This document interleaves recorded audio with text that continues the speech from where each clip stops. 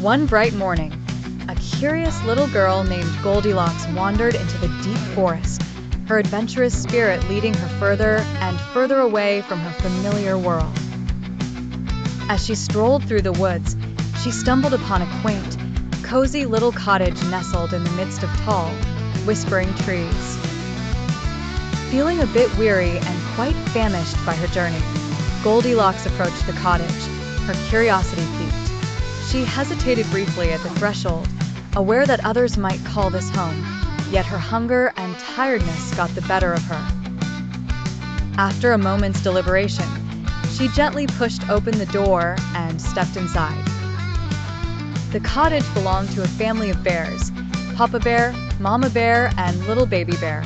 On this particular morning, they had decided to take a walk to let their porridge cool to just the right temperature.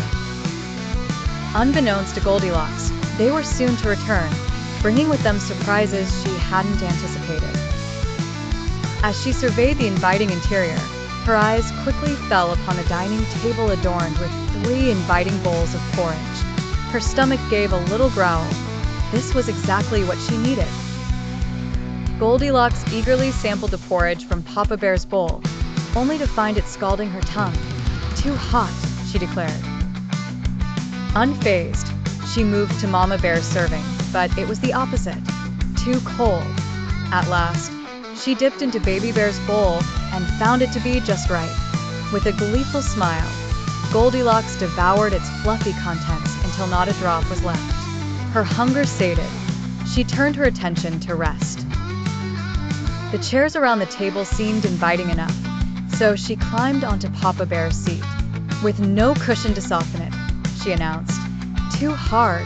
Moving swiftly on, she tried Mama Bear's chair only to find herself sinking into its depths. "Too soft," she mused. Finally, she settled into Baby Bear's chair. An ominous crack resounded, and the chair collapsed beneath her. A fleeting sense of embarrassment overcame her as she dusted herself off, but the morning's adventures had left her longing for sleep. Upstairs, she found a trio of beds waiting. Without hesitation, Goldilocks tried them all.